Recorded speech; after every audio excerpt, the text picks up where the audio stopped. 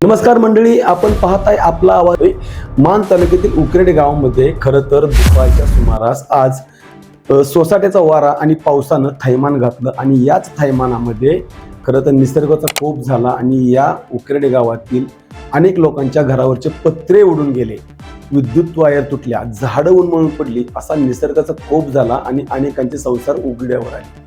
खरं तर हा निसर्गाचा कोपच म्हणावा लागेल, कारण वादळी वारा आणि पाऊस यामुळं हे पत्रे उडून गेलेले आहेत. या उडून गेलेल्या पत्र्यांच्यामुळं काही जनावरांना सुद्धा इजा झालेली आहे, त्यांना मार बसलेला आहे. तर आत्ताच नुकतीच सुगी संपली आणि या सुगीमध्ये ज्वारीचा कडबा जनावरांच्या चाऱ्यासाठी ठेवला होता. हाच जनावरांचा कडबा वादळी वाऱ्यामुळे पूर्णपणे भिजून गेला. तर काही जणांच्या गंजीच्या पेंड्या वाऱ्यामुळं इतरत्र उडून गेल्या. त्यामुळं अशी नैसर्गिक आपत्ती आल्यामुळं खरं तर या ठिकाणच्या या नुकसानीची पंचनामे होणे गरजेचे असल्याची मागणी ग्रामस्थांनी केलेली आहे. याबाबत या ठिकाणचे पोलीस पाटील जितेंद्र कांबळे यांनी या सगळ्या गोष्टींची पाहणी करून प्रशासनाला ही गोष्ट कळवलेली आहे. उकिरडेत वादळी पाऊस आणि वाऱ्याचा तडाखा, घरांचे पत्रे उडाले, झाडे कोसळली, शेतकऱ्यांचे मोठे नुकसान.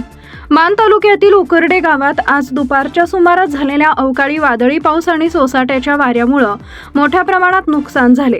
गावातील अनेक घरांवरील पत्रे उडून गेली असून मोठमोठी झाडं मुळासकट उन्मळून पडली. काही ठिकाणी विद्युत तारा तुटल्यानं वीज पुरवठाही खंडित झालाय.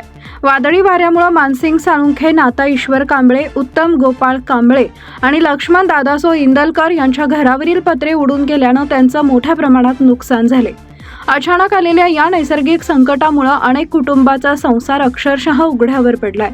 आज सकाळपासून परिसरात कडक ऊन होते, मात्र दुपारनंतर अचानक आभाळ दाटून आलं आणि जोरदार वाऱ्यासह पावसाला सुरुवात झाली. वाऱ्याचा वेग इतका प्रचंड होता की अनेक घरांवरील पत्रे हवेत उडून गेली. उडालेल्या पत्र्यांमुळे काही जनावरेही गंभीर जखमी झाल्याची माहिती समोर आली आहे. दरम्यान नुकतीच शेतकऱ्यांची सुगी संपलेली असताना जनावरांच्या खाद्यासाठी साठवून ठेवलेला ज्वारीचा कडबा देखील या वादळी वाऱ्यामुळे भिजून खराब झाला.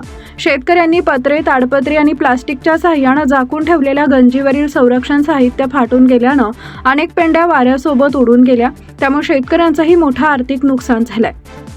वादळ शांत झाल्यानंतर गावचे पोलीस पाटील जितेंद्र कांबळे यांनी गावासह वाडी वस्त्यांवर फिरून नुकसानग्रस्त भागांची पाहणी केली.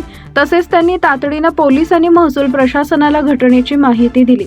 या नैसर्गिक आपत्तीत नुकसान झालेल्या नागरिकांचे पंचनामे करून शासनाकडून तातडीची मदत मिळावी अशी मागणी ग्रामस्थांकडून करण्यात येते आहे. घटनेची माहिती मिळताच प्रशासकीय अधिकारी घटनास्थळी दाखल झाले असून नुकसानाचा आढावा घेण्याचं काम सुरू आहे.